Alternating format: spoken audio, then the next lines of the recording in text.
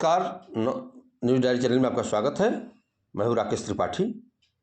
आज मैं आपको प्रधानमंत्री नरेंद्र मोदी के अश्वमेध घोड़े के विषय में बात करेंगे। अभी क्या लक्ष्य है प्रधानमंत्री नरेंद्र मोदी का? तीसरी बार भी प्रधानमंत्री बनने के कगार पर हैं। क्या डर है उनको? किस बात का भय है कि अन्य पार्टी से लोगों को अपने पार्टी में शामिल करने में लगे हुए हैं, अपना विस्तार कर रहे हैं? इन सब में आपको मैं विस्तार से बताऊंगा, जिसमें वरिष्ठ पत्रकार हरिमोहन विश्वकर्मा ने बताया है कि उन्होंने लिखा है कि प्रधानमंत्री नरेंद्र मोदी ने शनिवार को एक दिलचस्प किस्सा बयान किया। मोदी के अनुसार संसद सत्र के बाद चाय पर कांग्रेस अध्यक्ष मल्लिकार्जुन खड़गे उनसे कुछ पूछा कि जिस तरह भाजपा विपक्ष खासकर कांग्रेस के एक के बाद एक नेताओं को अपने यहाँ भर्ती करती आ रही है, तो पीएम ये बताएं कि भाजपा की खुराक कितनी है। इस पर मोदी ने जवाब दिया कि लोग खुद भाजपा में आना चाहते हैं तो वे क्या करें।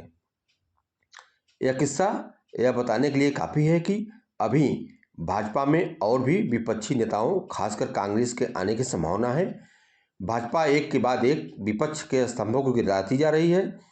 चक्रवर्ती शासन के उद्देश्य की पूर्ति के प्रयास को भाजपा विपक्ष को खत्म करने के लिए कोई कसर नहीं छोड़ रही है। आज देश में दल बदल का वैचारिक परिवेश बदल चुका है। इसके लिए नरेंद्र मोदी की श्रेय देना पड़ेगा, जो ये लोगों की ब्रेन वॉशिंग करने और जनमानस का उल्टा माइंडसेट गढ़ने में कमाल का कौशल दिखाते हैं। प्रधानमंत्री नरेंद्र मोदी ने मानसिक बौद्धिक स्तर पर जिस तरह का काया पलट केवल 10 वर्षों की अवधि में किया है, वह आश्चर्यजनक है। इसलिए कि अपने पूर्ववर्ती पार्टी के शिखर नेताओं की सरकार से उनकी सरकार का कोई मिलान नहीं ठहरा पा रहा है।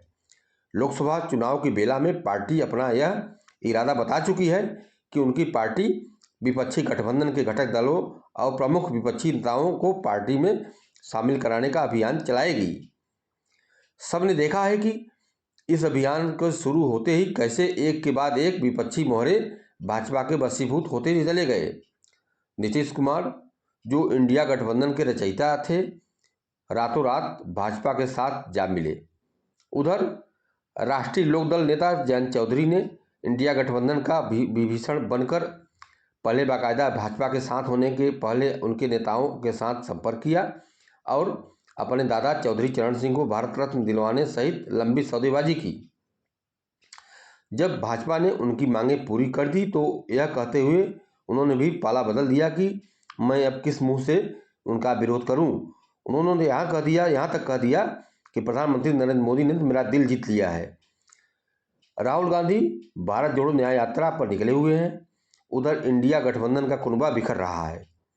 एक तरह से तृणमूल कांग्रेस और आम आदमी पार्टी ने सीटों के तालमेल को लेकर ऐसा अभी अड़ियल रुख जता डाला है कि लगता नहीं है कि तालमेल संभव हो पाएगा। उत्तर प्रदेश में समाजवादी पार्टी से भी सीटों के बंटवारे की वार्ता टूट जाने की आशंकाएं पैदा हो रही हैं। उधर कांग्रेस का अपनी पार्टी के अंदर भी कोई पुरसाहाल नहीं है।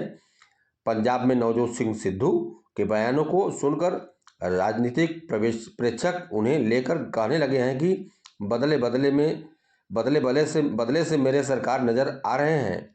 खैर, उनकी चला चली में तो समय है, लेकिन मध्य प्रदेश में कमलनाथ जैसे शख्सियत का भाजपा की ओर मुखातिब होना स्तब्ध करने वाला है।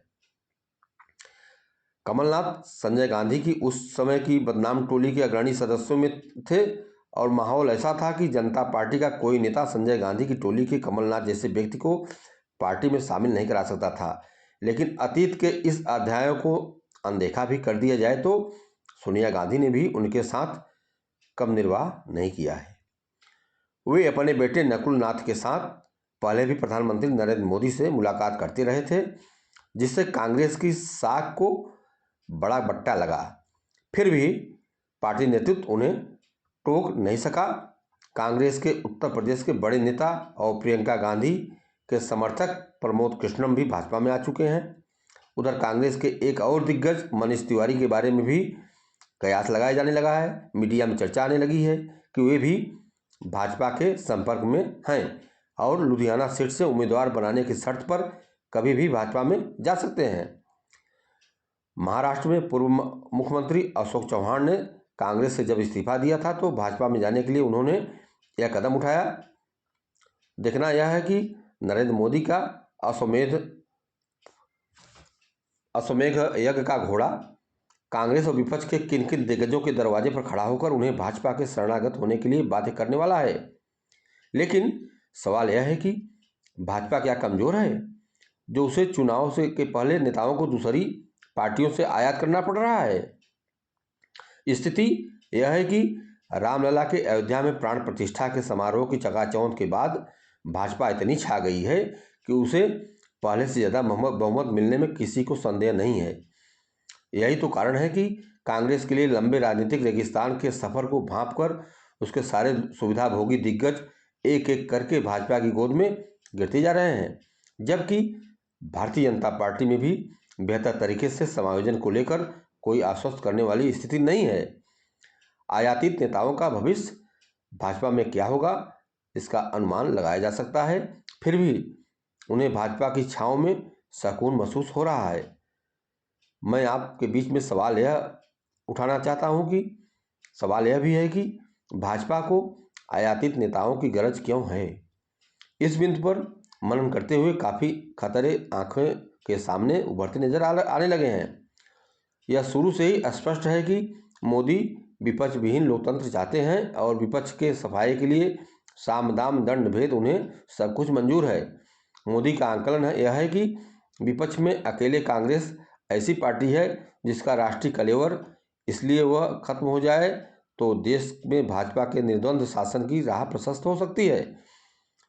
उनका सबसे बड़ा प्रहार इसलिए कांग्रेस पर है और इसके लिए भी उनकी निगाह में सब कुछ जायज़ है जो वे कर रहे हैं। आज मैं आपको बता दूं कि भारतीय जनता पार्टी के दिग्गज नेता एवं भारत के प्रधानमंत्री ही नहीं विश्व में इसमें लोकप्रियता में शिखर पर हैं। उनके सामने विपक्ष की राजनीति करके राहुल गांधी ने अपने को जिस तरह से मजबूती से पेश कर रहे हैं, आने वाले समय में राहुल गांधी एक देश के स्तंभ बनेंगे, विपक्ष के अच्छे नेता बन सकते हैं, बनेंगे। थोड़ा सा उनमें कुछ अपने में चेंज लाना होगा, अपने बातों में वक्तव्य में थोड़ा तेज लाना होगा और कुछ बदलाव करना होगा। नहीं तो राहुल गांधी आज जिस तरह फेस कर रहे हैं प्रधानमंत्री नरेंद्र मोदी को, उस तरह विपक्ष का कोई भी ऐसा शख्सियत व्यक्तित्व नहीं है जो कि फेस करे। आने वाले समय में राहुल गांधी उदयमान नेता के रूप में उभर रहे हैं, थोड़ा सा उनको चेंज लाने की ज़रूरत है, वह चेंज लाएं अपने में। खबर आपको कैसी लगी? अब अच्छी लगी हो तो शेयर ज़रूर करें अपने साथियों को, अन्य ग्रुपों में, और खबर में साथ में बने रहें। सब्सक्राइब न की हो सब्सक्राइब कर लें। आपसे निवेदन है कि